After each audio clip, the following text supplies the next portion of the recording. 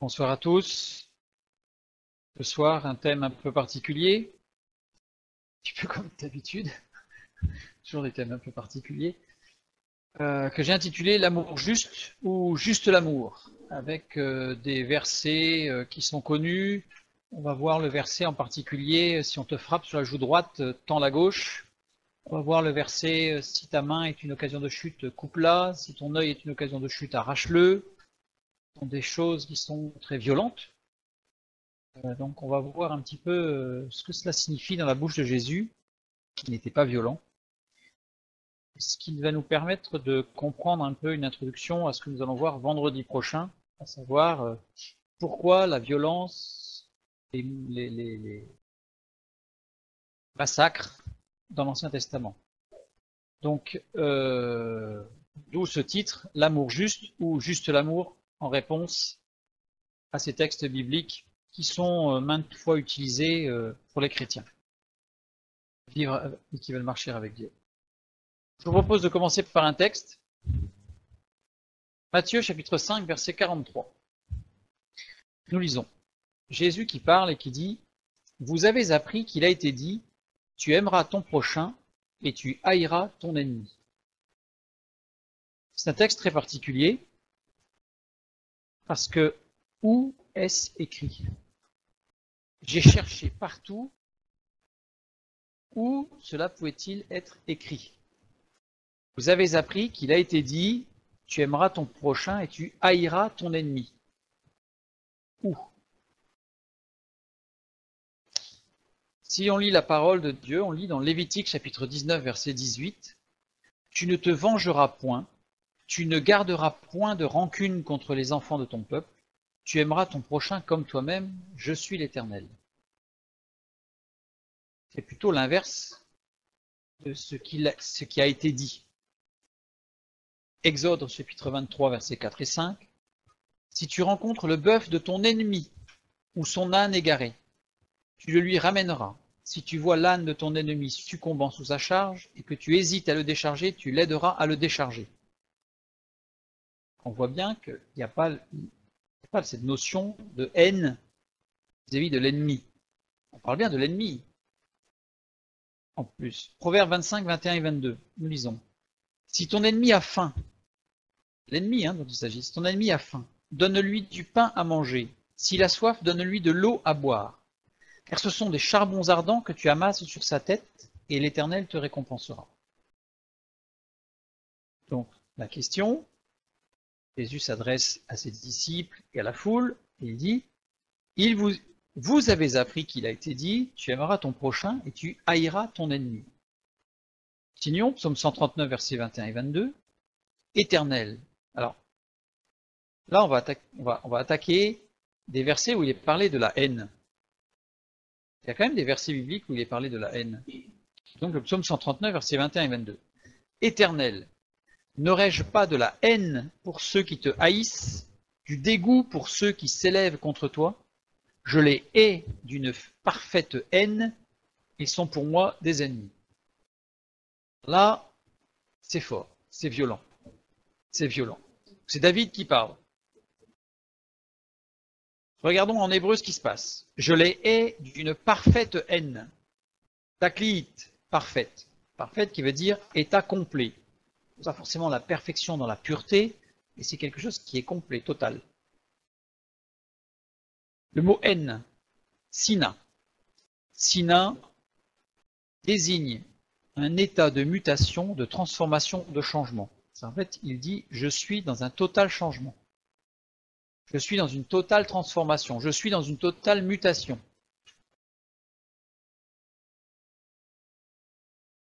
Ce mot est formé de deux racines. La première, shin-nun, qui désigne justement cet état de mutation, qui a été traduit par haine, mais cet état de mutation, cet état de transformation. Et la deuxième racine, deuxième noyau biconsonantique, donc aleph-e, qui désigne la volition.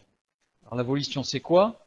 C'est ce qui désigne l'aboutissement d'un processus par lequel l'être humain use de la volonté.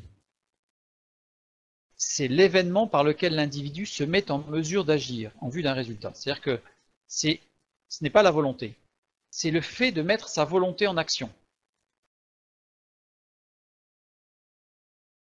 C'est en quelque sorte, on pourrait dire, c'est assumer sa volonté. J'ai une volonté et je mets tout en action pour faire ce que je veux faire. Là, on est dans l'inverse de la frustration, que j'agis. Donc, ce mot haine désigne un état de mutation qui met en place, une sorte de processus dynamique de la volonté, dans l'action. David décrit ce qu'il ressent. Sa volonté se détourne, glisse vers un sentiment qui n'est pas bon. Et il le dit. Et il le dit. Parce qu'il écrit ensuite, juste après, donc versets 23 et 24, il écrit « Sonde-moi, ô Dieu, et connais mon cœur, éprouve-moi et connais mes pensées, regarde si je suis sur une mauvaise voie, et conduis-moi sur la voie de l'éternité. » Verset très connu.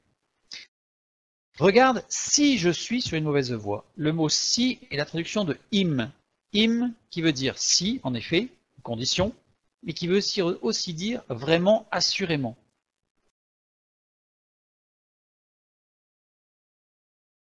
Donc, David dit, éprouve-moi et connais mes pensées. Donc là, il est en train de dire, je les hais d'une parfaite, donc quelque chose d'entier qui est en train de muter en moi, qui amène quelque chose qui n'est pas bon.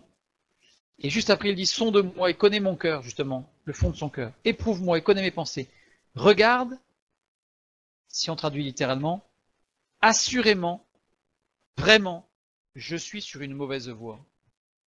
Et conduis-moi sur la voie de l'éternité, c'est-à-dire, ramène-moi. Donc cette haine que David exprime, dans le texte original, il reconnaît, David, que ce n'est pas bon. Donc il n'existe pas, comme certains disent, une sainte colère ou une sainte haine, une parfaite haine. Absolument pas. Parce que David le reconnaît, puisque juste après, il demande à Dieu toute son aide, parce que vraiment, il est sur une mauvaise voie. Proverbe 26,5. Un autre texte. Je hais l'assemblée de ceux qui font le mal, je ne m'assieds pas avec les méchants. Là, on peut dire, oui, c'est justifié, parce que l'assemblée de ceux qui font le mal, l'assemblée, ce sont, même en hébreu, littéralement, ce sont ceux qui se rassemblent pour prendre des décisions, pour faire le mal, donc vraiment quelque chose qui ne va pas. Là, j'écris psaume 26,5, pardon. Je hais l'assemblée, sané, radical, cal. Très important. Ça veut dire, littéralement, ne pas être aimé.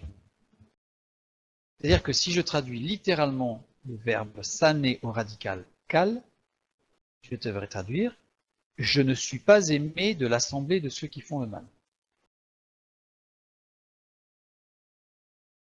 Pourquoi est-ce qu'ils ont changé autant le sens? On va le voir un peu plus tard. Donc, sané au radical cal, c'est ne pas être aimé. Être en aversion, ce n'est pas haïr, ce sont les autres qui ne nous aiment pas. Totalement différent. Par contre, si la conjugaison avait été au radical piel, ce qui n'est pas le cas, si la conjugaison est au radical piel, ce verbe sané signifie une notion d'ennemi. Là, il y a une notion d'antagonisme, il y a une notion de confrontation et d'affrontement. Or, dans le radical cal, il n'y en a pas du tout. C'est la façon dont il est conjugué. Là, en fait, je n'affiche pas les conjugaisons, je n'affiche que les racines. Le verbe, je le mets, enfin, il n'y a pas d'infinitif si on peut parler, puisqu'en fait, les conjugaisons, ce sont des adjonctions de lettres. Et parfois, il y a des lettres intermédiaires dedans. C'est le cas particulier. On va le voir d'ailleurs quand on étudiera dans 2 semaines sur l'Europe. Là, on verra qu'il y a des mots avec des lettres, avec des conjugaisons particulières ou des accords particuliers. Donc là, oui.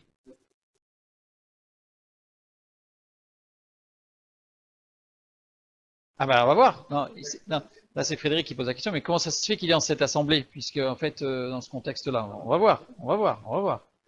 Donc en tout cas, c'est pour bien insister sur le fait qu'il n'y a aucune notion dans ce que dit David quand il dit je hais l'assemblée, c'est-à-dire qu'en fait quelque part c'est je ne suis pas aimé de l'assemblée de ceux qui font le mal. Il n'y a aucune notion d'ennemi. Il n'y a pas de velléité. Il n'y a pas d'affrontement ni de confrontation, parce qu'on n'est pas au radical piel. Ça montre bien quelque chose qui est, c'est un fait, je ne suis pas aimé. Point. Oui. Enfin, pas toutes. Alors quand on dit que toutes les traductions se sont trompées, non, parce que j'ai vérifié dans les traductions rabbiniques, elles ne se sont pas trompées. C'est-à-dire que si on prend des traductions en langue française, anglaise, espagnole, etc., bah, qui sont toutes basées, enfin, essentiellement basées sur le latin, même s'ils disent à partir des textes originaux grecs et hébreux, on voit bien dans les traductions, et c'est très facile à démontrer, que tous les textes se basent sur la Vulgate. Or, la Vulgate a été traduite dans une optique politico-religieuse, stratégie, Quentin, le premier, d'orientation géopolitique. Ça serait une étude intéressante à faire, pour voir pourquoi nos Bibles en sont arrivées là aujourd'hui dans les traductions. Je continue, je ferme la parenthèse. Donc, c'est David qui parle, on comprend bien. C'est au mode parfait. Mode parfait, ça veut dire que l'action est unique et réalisée dans le passé. Donc, c'est pas quelque chose de continu, c'est que, voilà, dans le passé, il y a eu quelque chose qui fait qu'il n'est pas aimé de l'assemblée qui font le mal. Il s'est passé quelque chose, on va le voir d'ailleurs ce qui s'est passé, parce qu'évidemment le texte va nous le dire, mais il s'est passé quelque chose à un moment donné, donc c'est pas un état confus comme les Philistins contre les Israélites par exemple, où c'est en perpétuel combat, non, il s'est passé quelque chose. Sinon ce serait pas au mode parfait, ce serait au mode imparfait. En fait, on voit que David s'est positionné dans le passé de façon définitive, claire, nette et précise, quant à la parole de Dieu et à sa vie avec Dieu, bien sûr. Raison pour laquelle il n'était pas aimé. D'ailleurs, il le dit, puisqu'il dit « Je ne m'assieds pas avec les méchants ». Yashab qui veut dire, oui, s'asseoir, prendre part à la décision, etc. Et lui est au mode imparfait. Exprime une action, un processus, une condition non accomplie, inachevée, prolongée ou répétée. Ça veut dire que cette position, il a pris un jour la décision de ne pas s'asseoir, de ne pas aller dans l'assemblée de ceux qui font le mal. Donc ça a été très mal perçu. Ceux qui font le mal, je ne vais pas tout étudier, mais qui font le mal, ce n'est pas forcément qui ont un but conscient de faire le mal, mais c'est des gens qui prenaient des décisions qui n'étaient pas conformes à la voix de Dieu. David s'est positionné et il s'est mis en recul. Et ça, c'est très important. On voit dans le texte, il n'a pas cherché la confrontation, il s'est mis en recul. Ça, c'est introductif à notre texte du Nouveau Testament quand Jésus va parler.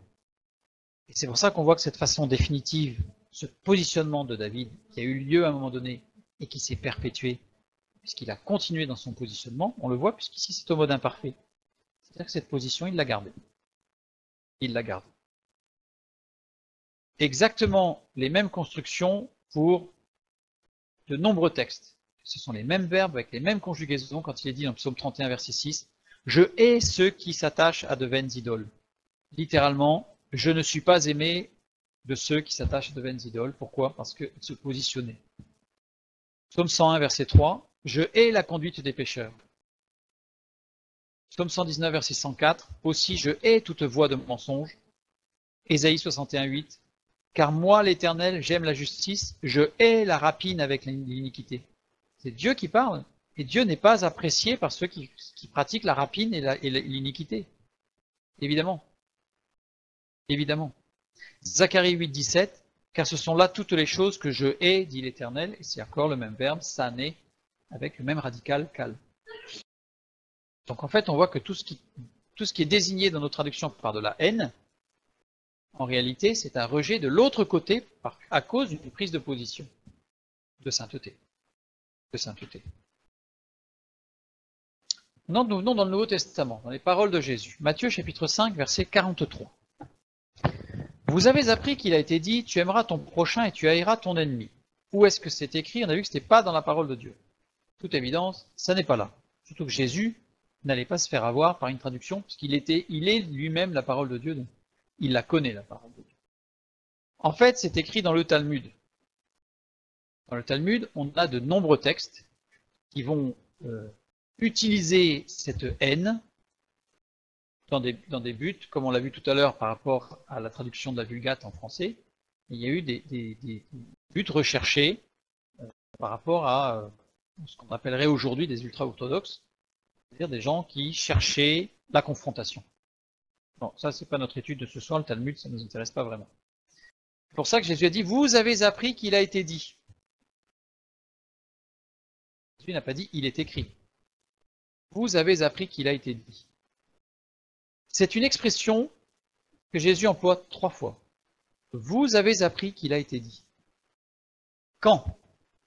Dans Matthieu 5, 27, quand il est dit, vous avez appris qu'il a été dit, tu ne commettras point d'adultère. Alors vous allez me dire, oui, mais là, c'est dans la Bible. On va voir ça après tout à l'heure. Matthieu 5, 38. Vous avez appris qu'il a été dit, œil pour œil et dent pour dent. Vous allez me dire, oui, mais là, c'est la Bible, ça. On va voir de près. Et Matthieu 5, 43, donc notre texte, vous avez appris qu'il a été dit, tu aimeras ton prochain et tu haïras ton ennemi. Ces 3 passages, Jésus va les recadrer, parce que ces 3 passages sont tous hors de contexte ou déformés. On va le voir.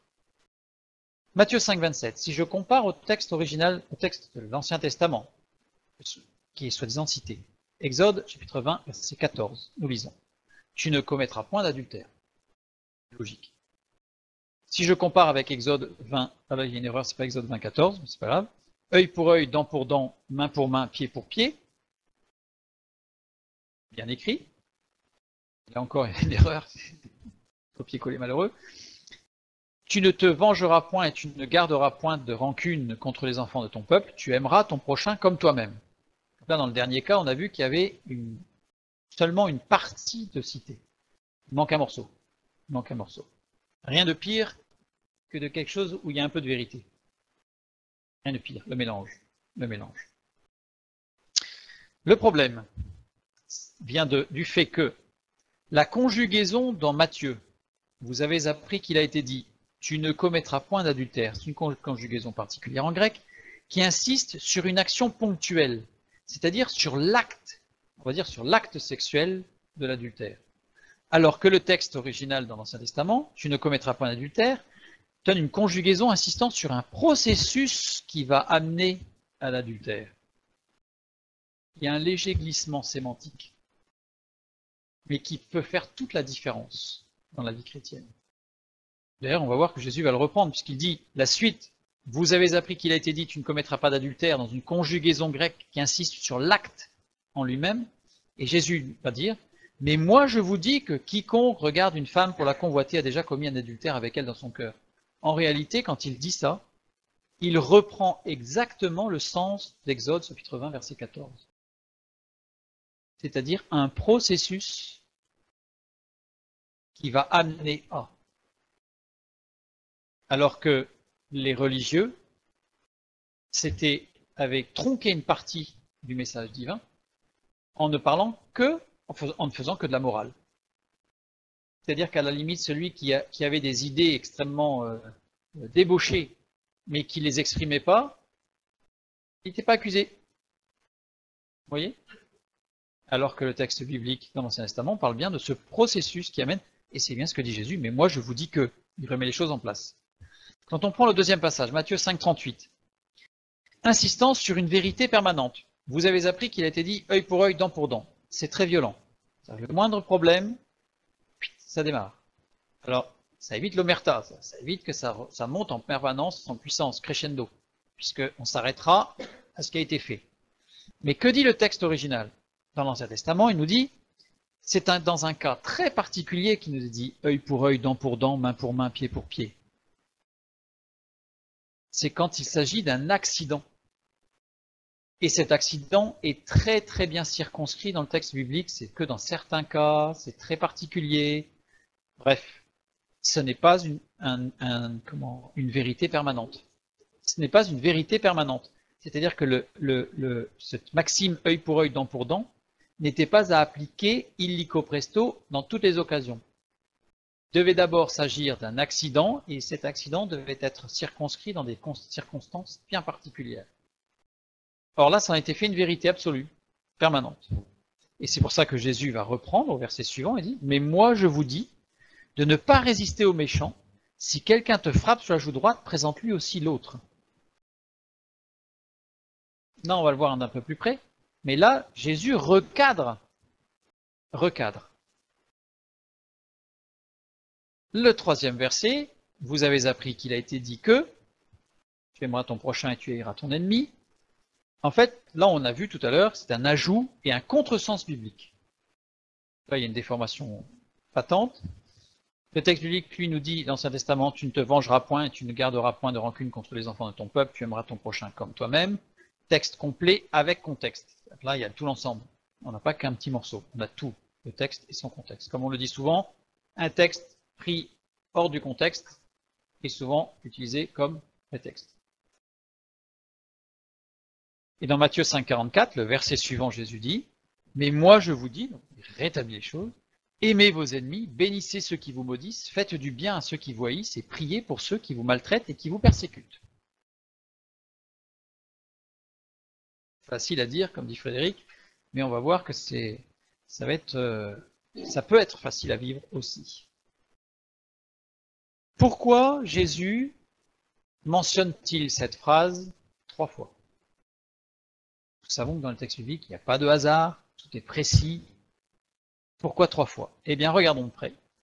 On voit que la première fois, il s'agit du domaine de l'âme, puisque c'est quelque chose qui est nourri à l'intérieur, c'est une tentation, c'est une émotion, c'est un sentiment, ça peut être même une pulsion, mais ça fait partie de l'âme. Le deuxième, c'est le domaine du corps, une action sur le corps, œil pour œil, dent pour dent, main pour main, pied pour pied, âne pour âne, bœuf pour bœuf. Là, on est vraiment dans le corporel, dans le matériel. Et le troisième, c'est du domaine de l'esprit. Comment est-ce qu'on peut l'affirmer? Comment est-ce qu'on peut l'affirmer? Eh bien, tout simplement par l'emploi d'un verbe très particulier. Jésus l'emploie et dit, vous avez appris qu'il a été dit, tu aimeras ton prochain et tu haïras ton ennemi, mais tu aimeras, c'est agapéo. Agapéo, nous savons que ce verbe ne peut être utilisé que dans le domaine spirituel par la régénération avec Dieu. Sinon, il y a philéo, il y en a un autre, c'est Eros, bon là c'est le physique, philéo c'est tout ce qui peut être amitié, attachement très fort certes, il y a agapéo, il y en a un quatrième que je n'ai pas employé aujourd'hui, qui concerne l'amour filial, donc entre enfants, enfin, membres de même famille, qui est un amour particulier, l'amour familial. Donc ici, c'est agapéo qui est utilisé. Donc il s'agit bien d'un domaine spirituel.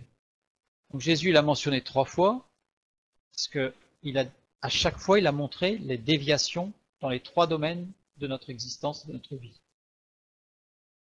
Les dangers, il a signalé les dangers pour notre être, pour tout notre être. Il n'y a pas que des dangers d'un point de vue physique. La parole de Dieu n'est pas un cours de morale. Il faut faire ceci, il ne faut pas faire ceci, il ne faut pas faire cela. Nous l'avons déjà étudié il y a un bon moment, certes, mais nous l'avons déjà vu que ce que nous appelons les 10 commandements, littéralement, il aurait fallu les traduire les 10 conseils de Dieu ou les 10 paroles, et qu'aucun des commandements ne fait intervenir l'impératif. C'est-à-dire que ce sont des conseils de Dieu dans l'Ancien Testament, et ce ne sont pas des impératifs. C'est une étude particulière aussi. Donc en tout cas là, Jésus décrit les dangers pour tout notre être, à savoir une extrapolation du texte biblique, une déformation du texte biblique, retirer un passage du texte biblique et surtout s'appuyer sur tout ce qui est dit autour du texte biblique. Nous avons, en tant que chrétiens, bien souvent, une culture livresque assez importante avec une très faible culture biblique. Il faut inverser la vapeur. C'est-à-dire que nous devons tout d'abord nous nourrir de la parole de Dieu, connaître les textes bibliques. Qui dit connaître les textes bibliques, ça veut dire les lire, les relire. Et au bout d'un moment, une fois qu'on s'est nourri, eh bien on les connaît. Faire des liens, faire des liaisons, on peut dire ah oui, tel passage. Et très souvent, on a affaire à des personnes qui vont avoir de très grandes connaissances livresques. Ah, un tel a écrit ceci, un tel a écrit ceci, un tel a dit ceci, un tel a dit cela. Quand on leur pose la question, oui, mais vous? Ah, je serais plutôt de l'avis d'un tel. Oui, mais pour vous, la parole de Dieu a dit quoi? Et on se rend compte que la culture biblique est très très faible. Donc là, Jésus met en garde en disant attention, attention, voilà, vous avez appris qu'il a été dit que, mais moi je vous dis, la parole de Dieu, elle est claire et nette et précise. Maintenant, Matthieu 5, 43, 44.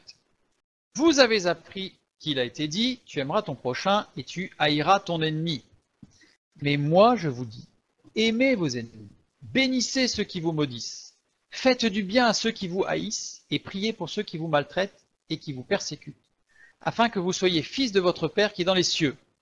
Car il fait lever son soleil sur les méchants et sur les bons, et il fait pleuvoir sur les justes et les injustes. Mais moi je vous dis, Jésus rétablit la vérité. Si on veut rester dans la vérité, si on veut que notre lampe reste allumée et que notre chemin soit éclairé, la lampe, c'est la parole de Dieu. Restons à la parole de Dieu. Vous savez, je l'ai déjà dit, mais je le dis ce soir encore, le mot vérité, j'ai déjà dit je suis la vérité. Le mot vérité en hébreu, c'est 3 lettres. Aleph, Mem, Tav. Première lettre, Aleph ne se prononce pas et elle symbolise Dieu. Donc, si je l'enlève, au niveau auditif, ça ne change rien. J'enlève une lettre muette. Sauf que le mot qu'on obtient, c'est le mot mort. La vérité sans Dieu amène à la mort. C'est pour ça que Jésus a pu dire « je suis la vie » et qu'il a pu dire « je suis la vérité ».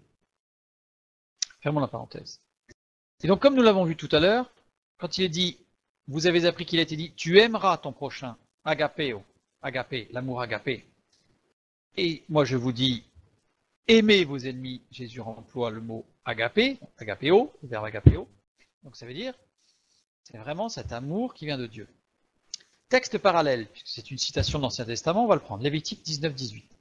Tu ne te vengeras point et tu ne garderas point de rancune contre les enfants de ton peuple. Tu aimeras ton prochain comme toi-même. Je suis l'Éternel. Jésus associe les deux textes. En grec, nous avons agapé, agapéo, dont on sait ce que ça veut dire. Donc regardons dans l'Ancien Testament ce verbe, arab, ahab. Ahab, qui commence par la lettre Aleph, Aleph qui représente Dieu, donc qui est traduit par le aimer, hein, amour. Ensuite, nous avons la lettre E, qui est la lettre qui symbolise la vie, ce qui fait du bien, ce qui vivifie, ce qui amène la vie, la lettre E. Et la troisième lettre, Beit, ici, qui est la dualité, le dialogue. C'est le symbole de la bouche ouverte, celle qui parle, et de l'intériorité, quelque chose qui en garde à l'intérieur. On exprime, c'est ce qui sort de la bouche de l'homme peut le rendre impur, ce que dit Jésus. Donc, c'est la bouche qui parle. C'est le dialogue, la lettre du dialogue. Si je prends les deux premières lettres, c'est de droite à gauche hein, que ça s'écrit. Si je prends les deux premières lettres, Aleph et, j'obtiens une racine, un noyau biconsonantique, qui se prononcerait A, qui est la faculté de vouloir. Parlons de l'amour. Tu aimeras ton prochain comme toi-même. La faculté de vouloir. Et la deuxième et la troisième lettre, dans le deuxième paquet, on va dire, Heb, la vie trouvée en Dieu. Aimer son prochain, nous avons la faculté de vouloir trouver la vie en Dieu. C'est ce que aimer, c'est vouloir le bien, ce qui vivifie, construit de et par la vie trouvée en Dieu, dans le dialogue intérieur avec Dieu et avec l'autre. Voyons dans la première épître de Jean, quand il dit « Nous pouvons aimer parce que tu nous as aimés le premier ». Dieu nous a aimés, c'est pour cela que nous sommes capables d'aimer. Sans l'amour de Dieu, nous ne pouvons pas aimer. Pas ahab. Il existe d'autres mots en hébreu, mais bon, c'est une étude encore particulière. Nous continuons. Matthieu, chapitre 5, versets 38 et 39. Vous avez appris qu'il a été dit « œil pour œil et dent pour dent ». Mais moi je vous dis de ne pas résister aux méchants. Si quelqu'un te frappe sur la joue droite, présente-lui aussi l'autre. Alors ça, c'est un texte qui est sorti à toutes les sauces, à tous les degrés de cuisson aux chrétiens. Là, si on est un bon chrétien, on ne doit rien dire si on nous marche sur les pieds, on ne doit rien dire si on nous fait du mal, parce que ça, c'est une parole de Jésus, donc ça, si un bon chrétien, il vit comme ça. Regardons un peu plus près. Jésus qui parle et qui dit « Moi je vous dis de ne pas résister aux méchants ». Antistémie. Antistémie qui veut dire résister ou tenir tête. Non, c'est pas de problème. Donc ça veut dire, mais quand on dit tenir tête, ça veut dire vraiment une confrontation du tête à tête en disant je ne baisse pas, je baisserai pas le regard, voilà, je tiens en face et on va voir ce qu'on va voir. Si quelqu'un te frappe, rapizo, Rapizo qui veut dire faire mal ou faire du mal. Si quelqu'un te fait du mal. C'est pas vraiment le verbe qui signifie frapper d'ailleurs. C'est vraiment atteindre et ça fait mal. Physique, mais ça peut être aussi moral, psychique, sentimental, bref, ça touche. Ce mot rapizo vient d'une racine qui veut dire laisser tomber. On pourrait très bien traduire si quelqu'un te laisse tomber. J'imagine que tous autour ici, tous ceux qui nous écoutent, ont fait cette expérience un jour ou l'autre de quelqu'un qui vous a laissé tomber. C'est quelque chose qui fait mal, voire qui peut faire très très mal. D'ailleurs, certaines personnes ne s'en sont jamais remises. Telle expérience. Donc vraiment, c'est ce mot qui vient nous toucher là où ça fait mal, c'est le cas de dire. Sur la joue droite, droite, dexios. Dexios, qui veut dire droite, la droite, côté droit, mais qui est le symbole de l'honneur et de l'autorité. C'est-à-dire que si c'est quelqu'un te touche au niveau de ton honneur ou de ton autorité. D'ailleurs, je dirais presque, c'est presque pire. Les humilier, à la limite, se faire marcher sur les pieds ou se prendre une baffe, c'est humiliant, ça fait réagir. Mais quand on est mis à mal dans son autorité ou dans son honneur, ah là c'est encore pire. Donc ce mot ajoute droite, droite c'est spécifique, ça ne pouvait pas être à gauche, ça devait être à droite. Dexios, donc ce côté droit, il a un côté particulier, c'est le côté du port de l'arme offensive. C'est-à-dire que militaire, ou un homme de droit romain, qui avait le droit à porter une dague, bref, porter l'arme offensive du côté droit et l'arme défensive du côté gauche. C'est toujours comme ça. Toujours comme ça, même si tu es gaucher. C'est l'arme offensive, c'est le côté du combat. Ça veut dire que, symboliquement, le fait de dire que c'était la joue droite, pas la gauche, c'est une provocation au combat. Que si ça avait été du côté gauche, on avait juste à se défendre. On ne fait que se défendre du côté gauche. Et droit, on attaque. Donc on est émoustillé pour réagir et pour attaquer. Si quelqu'un te fait mal du côté droit, sur ta joue droite, il faut bouger. Présente-lui aussi l'autre.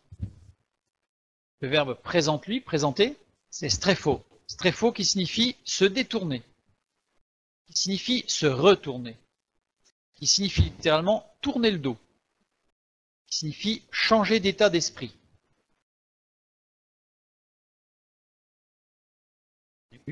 Présente-lui aussi l'autre, allos, allos qui veut dire celui qui est d'une nature différente, un autre.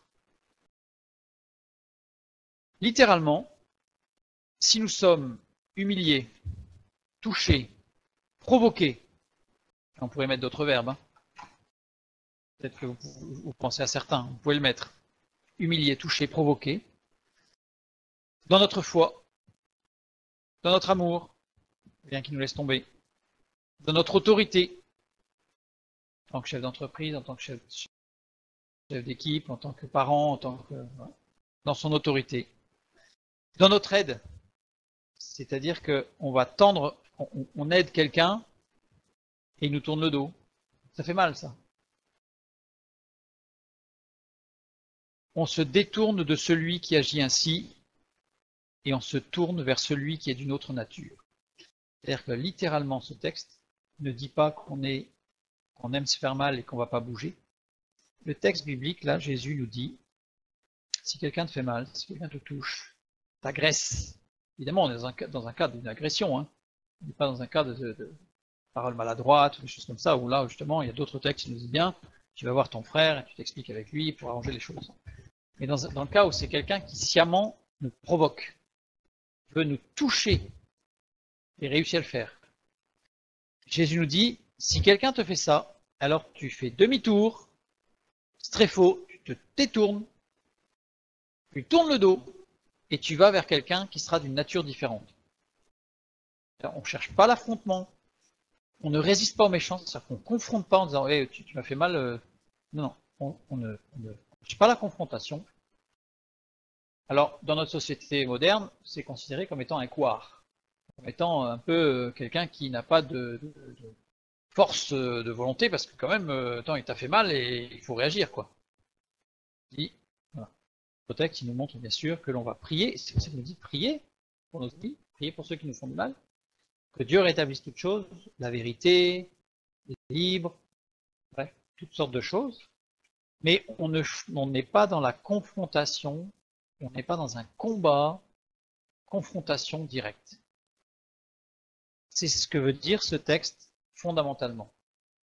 Alors c'est intéressant parce que j'ai pris un ouvrage écrit par un rabbin messianique, reconnu Jésus, donc le Nouveau Testament, et qui a fait une lecture rabbinique du Nouveau Testament, de certains passages. Et en particulier, j'ai lu, en après-midi aujourd'hui, j'ai relu ce qu'il explique. Alors c'est très très court sur ce passage, et en fait c'est ce qu'il dit. Il dit que si on prend ça dans une culture, dans le texte original, et qu'il le prend dans la culture biblique de l'Ancien Testament, et non pas du Talmud, il dit on a affaire à une parole d'une très grande sagesse. En fait, si c'est tel que ça, on ne cherche pas la confrontation et l'affrontement, on détourne. On ne fait pas un recul, on ne reste pas en face, on se détourne et on s'en va. Et on s'éloigne. Et on va vers d'autres qui seront d'une autre nature. Texte rempli de sagesse. Le deuxième texte de Jésus, Matthieu 5, 27 à 29. Vous avez appris qu'il a été dit, tu ne commettras point d'adultère, mais moi je vous dis que quiconque regarde une femme pour la convoiter a déjà commis un adultère avec elle dans son cœur. Et là, si ton œil droit est pour toi une occasion de chute, arrache-le et jette-le loin de toi. Car il est avantageux pour toi qu'un seul de tes membres périsse et que ton corps entier ne soit pas jeté dans la géhenne. J'ai pris ce texte pour bien montrer qu'il est dans la suite. Si ton œil droit est pour toi une occasion de chute, il tombe pas là comme ça, parachuté. Jésus, tout d'un coup, il avait envie de dire une parole. Il y a un contexte. Il y a un contexte.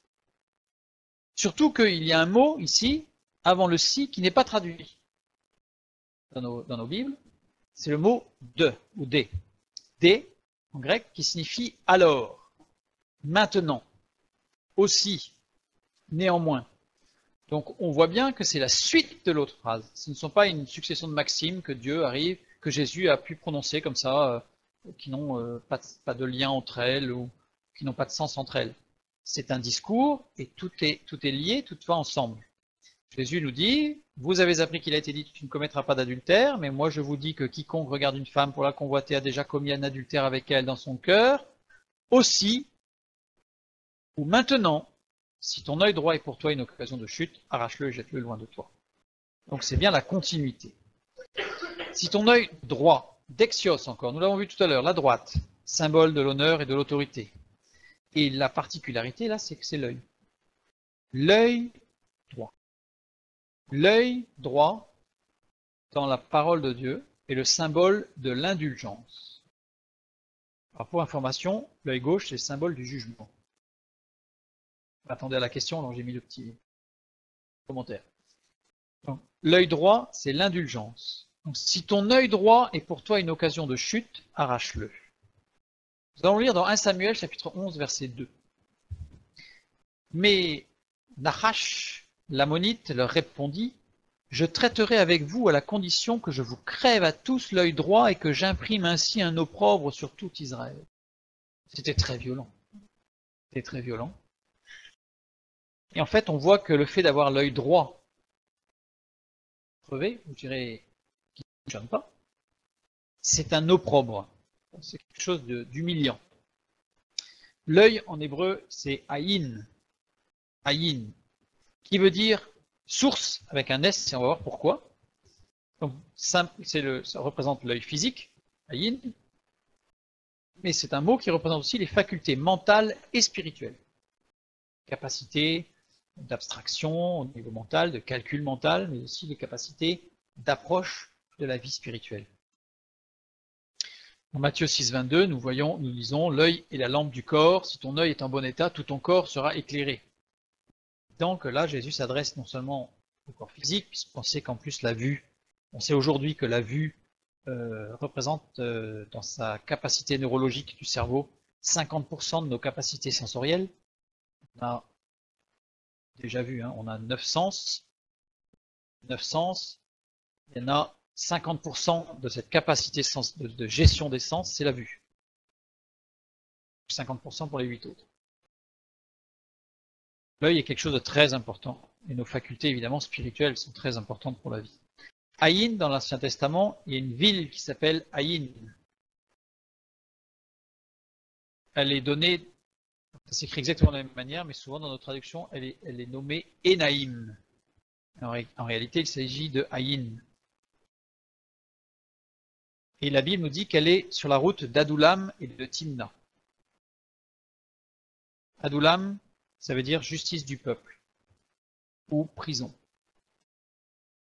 Timna, ça veut dire entrave. Enaïm, traduit par deux sources. Aïn signifie deux sources.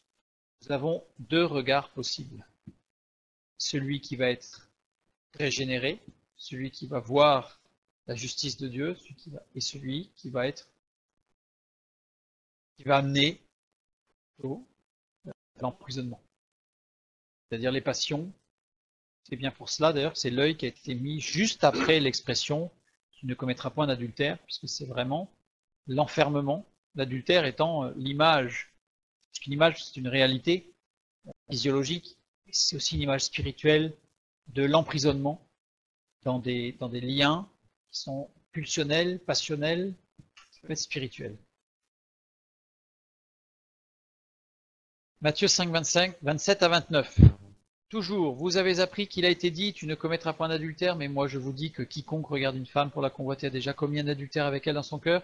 Si ton œil droit est pour toi une occasion de chute, arrache-le et jette-le loin de toi. Arrache-le, très violent. Exaireo, formé de deux racines. Ek, qui veut dire, c'est une préposition dénotant une origine, c'est quelque chose qui va partir de là pour aller ailleurs, il y a une origine et avec un déplacement. Et aireomai, qui signifie choisir. Littéralement, je dirais sémantiquement, exaireo signifie faire un choix pour avancer. Si ton œil est pour toi une occasion de chute, fais un choix pour avancer. On ne peut pas rester dans cette position, il faut bouger. Et jette-le loin de toi. Balo. Balo, jeter ou laisser tomber une chose sans se préoccuper de l'endroit de la chute. Ça veut dire que là, la parole de Dieu nous dit d'abandonner peut-être certaines conceptions, d'abandonner certains préjugés, peut-être certaines conclusions suite à un raisonnement ou même à des expériences. Voilà, c'est un choix pour avancer, d'abandon. Il faut abandonner certaines choses par rapport à notre compréhension spirituelle et ne pas nous soucier de ce que ça va devenir. Jeter loin de toi, on ne s'en soucie plus. Balo. Car il est avantageux pour toi qu'un seul de tes membres, mélos. Mélos, ça veut dire membre. Alors ça peut être membre, le membre d'un corps humain, mais ça peut être le membre d'un animal, ça peut être un morceau d'un tout.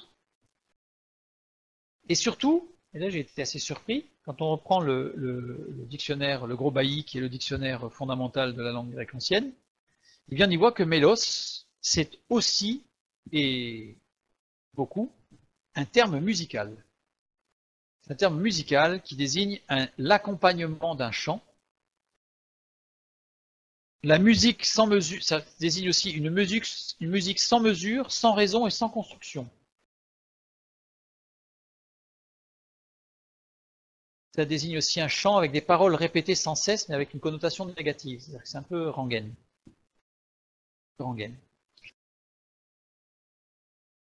Dans ce texte, car il est avantageux pour toi qu'un seul de tes membres, c'est mélos qui a été choisi comme mot par le Saint-Esprit. C'est-à-dire qu'il vaut mieux, dans notre vie, il faut garder ce qui est fondamental, ce qui est un accompagnement, ce qui n'est pas, on va dire, le noyau. Il faut parfois prendre la décision de s'en défaire. Qu'est-ce qui est essentiel dans nos vies?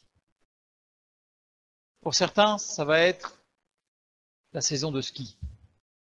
Pour d'autres, ça va être le bateau. d'autres ça va être le cinéma, je sais pas, le sport, j'en sais rien. Dans nos vies, qu'est-ce qui est fondamental? Eh bien, c'est la parole de Dieu et c'est notre relation avec Dieu, avant toute chose, et comme on va le voir, avant même le service de Dieu. Avant même le service de Dieu. Nombre chapitre 15, verset 39, nous lisons « Vous me suivrez par les désirs de vos cœurs et de vos yeux pour vous laisser entraîner à l'infidélité. » Vous ne suivrez pas, pardon, les désirs de vos cœurs et de vos yeux pour vous laisser entraîner à l'infidélité. C'est-à-dire qu'il y a certaines choses qu'il vaut mieux abandonner si c'est pour nous une occasion de chute. Si c'est pour nous une occasion de chute. Je me souviens le témoignage d'un homme, rendait ses témoignages, c'était un pasteur qui avait un métier, qui vendait des vêtements. Et un jour, il a été amené, suite à des demandes de clientes, à vendre de la lingerie. Il parlait à son épouse, il n'y avait pas de problème. Mais très rapidement, il s'est rendu compte que ça provoquait en lui, il n'avait pas chuté, et que ça provoquait en lui, comme on a vu tout à l'heure, une sorte de mutation, vous voyez, comme David, qui l'amenait à. Il a décidé sur le métier. Il a fait un choix. Je pense qu'il a fait le bon choix. Il a fait un choix délibéré, dès qu'il en a pris conscience. Ça a été difficile, parce qu'il a pu tout changer, sa clientèle, etc. Bref, il a fait un choix et il est parti pour avancer. Pour avancer. Il s'est centré sur l'essentiel de son existence.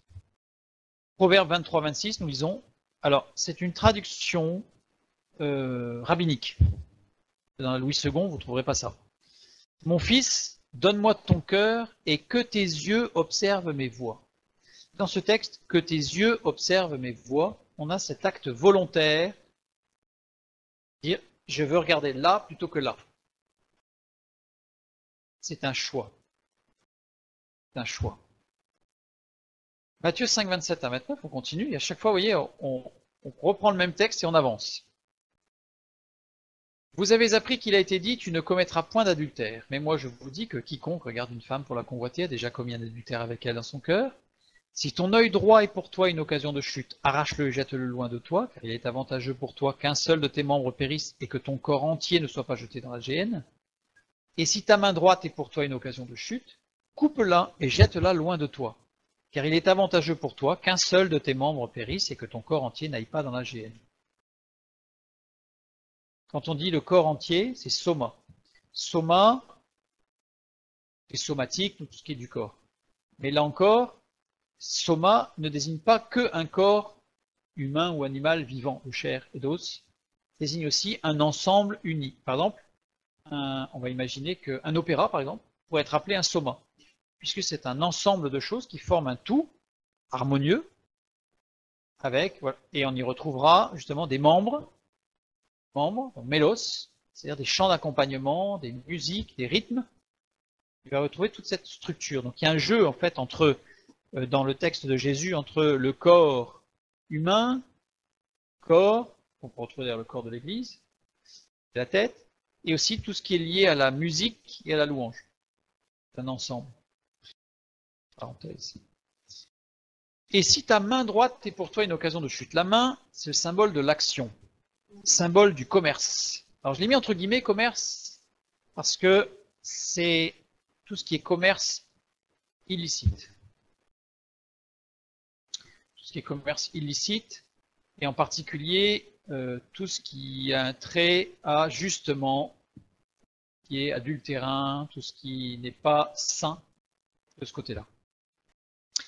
Symbole de l'activité de l'être humain dans son ensemble. Nous lisons Luc 21, 19. Un sacrificateur, non, Lévitique 21, 19. Un sacrificateur qui avait une fracture à la main ne pouvait pas s'approcher de l'autel et ne pouvait pas entrer dans le sanctuaire pour offrir un sacrifice à Dieu.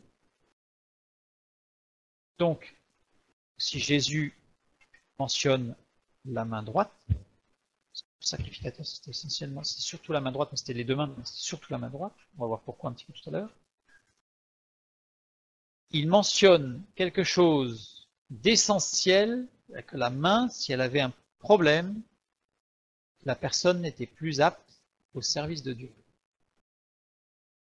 Et Jésus dit, si ta main droite est pour toi une occasion de chute, coupe-la. Ça veut dire quelque part, c'est comme si Jésus nous disait, rends-toi inapte au service de Dieu. Si ta main droite est pour toi une occasion de chute, l'expression une occasion de chute est la traduction de scandalizo. On voit bien que c'est tout ce qui est scandaleux. Tout ce qui est scandale. Sur la parole de Dieu avec tout ce qui est scandale, ce n'est pas forcément, une fois de plus, avoir agi, avoir fait l'acte qui est scandaleux, mais c'est d'être un scandale. Paul dit, ne soyez pas un scandale, ne soyez pas une pierre d'achoppement. C'est-à-dire que nous avons à prendre à garde. Il ne s'agit pas uniquement d'être, je dirais, carré par rapport au texte de la loi, dans la morale, mais il s'agit d'être dans une marche de l'esprit avec Dieu. Coupe-la et jette-la loin de toi. Coupe-la, ekopto. C'est pas le même mot que tout à l'heure c'était arraché. Ekopto. Lui aussi formé de deux racines. On retrouve ek, comme tout à l'heure, préposition dénotant une origine, et kopto. Kopto qui veut dire couper et qui signifie se frapper la poitrine de chagrin. Ça veut dire qu'il y a la notion de la conscience de ce que cela coûte. C'est-à-dire que nous ne sommes pas dans une action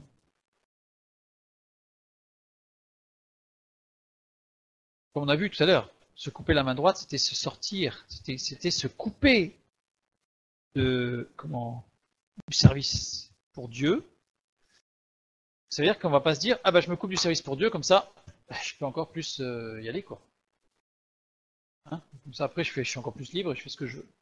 Absolument pas, il y a une souffrance qui va amener justement à une construction, parce que l'objectif c'est d'amener à une délivrance, on va le voir, évidemment, et à la liberté par rapport à tout ça. Alors le détournement des musulmans par rapport au fait de couper la main aux voleurs et des choses comme ça, c'est un peu lié à ça, parce que cela montre que il y a beaucoup de bases qui sont de l'Ancien Testament, puisque Muhammad était lui-même pas du tout imprégné de l'Ancien Testament, puisqu'il y avait une culture de on vous a dit que, c'était Ebionites, une secte à l'époque qui s'est sortie du christianisme au IIe siècle après Jésus-Christ, mais qui avait pour base l'Ancien Testament et avec un certain judaïsme abrahamique. Voilà. Il y a beaucoup d'appui sur le code d'Hammurabi et sur un peu la Bible et un peu un mélange. Je reviens. Matthieu 18:8. Si ta main ou ton pied, alors là c'est un autre texte, hein, Jésus qui dit, donc on continue, là on a vu l'œil droit, la main droite. Si ta main ou ton pied est pour toi une occasion de chute, coupe-les et jette-les loin de toi. Mieux vaut pour toi entrer dans la vie boiteux ou manchot que d'avoir 2 pieds et 2 mains et d'être jeté dans le feu éternel. Coupe, ekopto, c'est le même verbe que tout à l'heure. Jeter, balo, le même verbe que tout à l'heure, c'est-à-dire ne pas faire attention de ce qui va se passer par la suite. Vaut mieux pour toi de rentrer dans la vie boiteux, kolos. Kolos qui veut dire à l'allure bancale, d'où la traduction de boiteux. Quelque chose qui est bancal, c'est quelque chose qui est boiteux. Mais à l'allure bancale. Et manchot, koulos, à l'allure tordue. À l'allure tordue. C'est intéressant de voir que les deux mots ne désignent pas quelqu'un à qui il manquerait réellement une jambe ou à qui il manquerait réellement un bras, c'est-à-dire un manchot, quelqu'un de boiteux parce qu'il manquerait une partie de la jambe, mais quelqu'un qui aurait l'allure bancale et l'allure tordue. Ça veut dire que Jésus est en train de nous dire là, de ne pas nous fier aux apparences. C'est-à-dire que ce n'est pas le qu'en dira-t-on qui doit nous guider, c'est vraiment notre vie avec Dieu. Exode 29:20, nous lisons. C'est là qu'on va y voir tout le lien avec tout ce que dit Jésus. Tu prendras de son sang, donc du sacrifice, tu en mettras sur le lobe de l'oreille droite d'Aaron, sur le lobe de l'oreille droite de ses fils, sur le pouce de la main droite, sur le gros orteil de leur pied droit. Jésus, dans ces exemples, a mentionné l'œil droit, la main droite et le pied. En l'occurrence, là, il n'était pas nommé pied droit. Et si on fait un rapprochement avec la main et le pied, qui sont coupés et jetés avec les mêmes mots, il est évident qu'il s'agit de la main droite et du pied droit. On a un rappel de la mise à part du sacrificateur, Aaron et ses fils, puis ses descendants, par cet acte de mettre une goutte de sang du sacrifice sur le lobe de l'oreille droite, sur le pouce de la main droite et sur l'orteil du pied droit. On a vraiment ces trois parties du corps qui désignent l'engagement dans le service pour Dieu. Trois parties.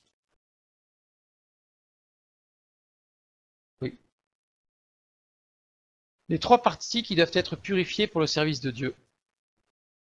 Nous avons une décision à prendre, un choix à faire. Il vaut mieux perdre certaines facultés, un métier peut-être, c'est-à-dire l'activité, la main, l'œil, les activités, les facultés, pardon, un service pour Dieu, une apparence de vie.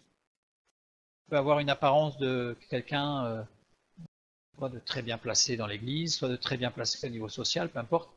L'objectif, tout ça c'est de l'accompagnement, ça. C'est pas le nœud, c'est pas le cœur même de notre existence. Ne mélangeons pas, ne confondons pas.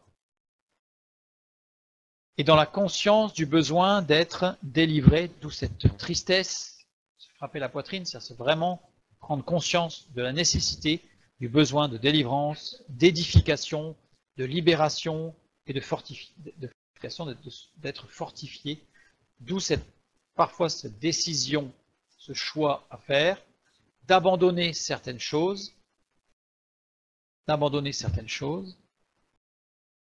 pour permettre de ne pas chuter et de ne pas être une occasion de chute. C'est un autre témoignage d'une personne qui voulait faire du bien autour de lui, donc qui était très attentif aux besoins des autres, comment exprimer l'amour de Dieu, et qui, à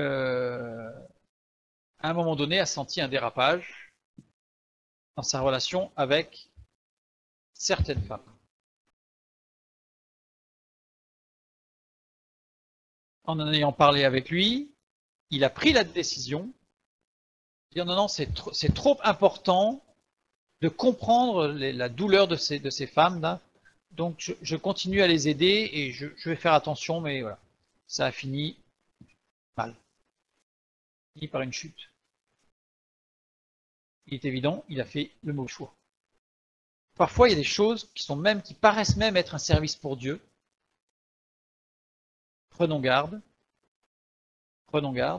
et restons toujours dans la sagesse de l'équilibre et du choix d'être éclairé par Dieu et pas par nos propres conceptions ou nos propres conclusions ou ce que nous aurions entendu. Oui, question.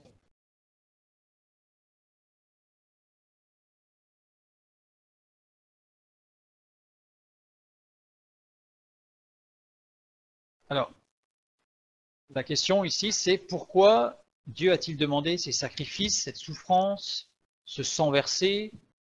Ça sera vendredi prochain, la réponse, puisque vendredi prochain, nous allons justement, nous aurons comme thème justement pourquoi la violence de l'Ancien Testament. On va le voir. Je ferme la parenthèse.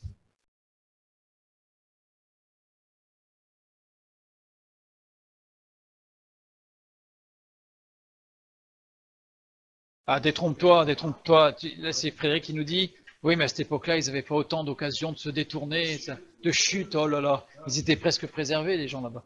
Non. Il y en avait tout autant. C'était, il faut savoir quand même que à l'époque de Jésus, bon, il y avait les Romains, avant il y a eu les Grecs. C'était la mise, surtout depuis les Grecs, la mise en évidence de la beauté du corps. Donc il y avait du nu partout. Il y avait des gens qui avaient des relations dans la rue. Enfin, faut imaginer quand même que c'était assez particulier. Alors c'est pas partout non plus. Mais bon, c'était une société qui était partie très très loin. Donc quand on dit aujourd'hui, oui aujourd'hui, mais la seule différence par rapport à avant aujourd'hui, c'est des outils médiatiques qui font que ça se démultiplie plus vite et qui rendent beaucoup plus addict. On va le dire. Matthieu 5, 38, 41. Vous avez appris qu'il a été dit, œil pour œil et dent pour dent. Mais moi je vous dis de ne pas résister aux méchants. Si quelqu'un te frappe sur la joue droite, présente-lui aussi l'autre. C'est ce que nous avons étudié tout à l'heure. Mais regardons ce que Jésus nous dit juste après. Si quelqu'un veut plaider contre toi et prendre ta tunique, laisse-lui encore ton manteau. Ouais. Si quelqu'un te force à faire 1000, fais-en 2 avec lui. Là, ça devient un peu fort. Quand même. Alors, pour information, il n'est pas dit que si quelqu'un veut plaider contre toi et prendre ta tunique, laisse-lui encore ton manteau, il n'est pas dit et repart tout nu. Le texte montrerait qu'il y a un équilibre où on ne doit pas... il n'y a pas l'un au détriment de l'autre. Hein, c'est comme disait dans l'Ancien Testament, le surplus de l'un et ce que l'autre, pour la manne, si quelqu'un avait pris beaucoup, il n'en avait pas trop, et celui qui en avait pris peu, il lui manquait pas. Ça, c'est autre chose. L'enseignement de Jésus aboutit en somme à ceci, c'est-à-dire tous les textes que nous avons vus, si on reprend tout l'ensemble des textes, avec non plus qu'un morceau, mais tout l'ensemble du contexte dans lequel Jésus l'a dit et les conclusions qu'il a utilisées, nous arrivons à un enseignement de Jésus qui aboutit à ceci. L'attitude qu'il réclame de nous à l'égard de notre prochain est une chose tout à fait irréalisable. C'est-à-dire qu'on pourrait imaginer, quand on lit ça, quand on lit le texte original, on peut se dire, ouais, bon, en fait, Jésus, c'est un sage philosophe, gourou, un peu comme Gandhi, il faisait des choses à la recherche de la paix, l'amour. Voilà, c'est formidable. Certains le prennent comme ça, d'ailleurs. Mais là, dans cette dernière phrase, si quelqu'un veut plaider contre toi et prendre ta tunique, laisse encore ton manteau et quelqu'un te force à faire 1000, fais-en 2 avec lui, on voit qu'à un moment donné, il y a une limite, même physique, puisque faire 1000, c'est-à-dire courir, il le force à faire 1000. Déjà forcer, ça veut dire que c'est déjà pas facile. En faire 2, c'est-à-dire que physiquement, on a atteint une limite. Si on regardait bien, il y aurait d'autres limites, puisque le vêtement, c'est la limite du confort. Enfin, donc il y a des limites. Et Jésus nous dit, bah, dépasse ces limites. Mais là, on ne peut pas, nous. Il arrive à un moment donné, c'est irréalisable. Sauf s'il a opéré en nous une transformation surnaturelle. Et c'est là tout le message de Jésus. Aucun héroïsme, aucun enthousiasme d'origine humaine ne sera capable d'un tel effort. Ça, Jésus ne nous demande pas d'être des surhommes, de se forger des volontés d'acier, résister et tenir ferme. Pas du tout. Tout doit être naturel. Pour que ça devienne naturel, justement, il ne faut pas qu'on s'appuie sur nos forces naturelles. Il y faut la force surhumaine que Jésus seul peut nous donner. Après avoir purifié chaque partie de notre être, l'œil, l'oreille, la main, le pied, jusqu'à ce qu'il ne reste en nous que ce seul désir de le suivre. L'enseignement de Jésus n'est pas un code de perfection, aussi bon soit-il. C'est évident que beaucoup de choses, si celui même qui n'accepte pas Jésus-Christ comme sauveur, mais s'il suit beaucoup de choses qu'il y a dans les enseignements de Jésus, il aura une vie beaucoup plus équilibrée. Mais ça ne va pas l'amener à une plénitude de la vie. Et surtout, ça ne va pas l'amener à pouvoir vivre pleinement ces paroles de Jésus, qui ne sont pas littérales. C'est-à-dire que si ton œil, voilà, c'est une occasion de chute, vous voulez dire de l'arracher, prendre des décisions, de couper ferme sur des facultés mentales, sur des facultés, sur des capacités, sur des actions que l'on peut mener à travers la main, etc. Prendre des décisions. C'est l'énoncé de ce qui se produira en moi quand Jésus-Christ m'aura transformé. Ça, oui.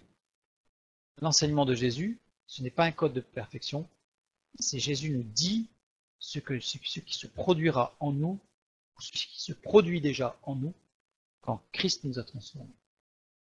Il nous dit, voilà, c'est pas un impératif, il ne dit pas, il faut absolument que tu fasses ça. Il dit, t'es avec moi, il fait ça. Vous voyez la différence? C'est pas celui qui fait ça qui est avec moi. Celui qui est avec moi fait ça. Totalement différent. En mettant en moi son esprit.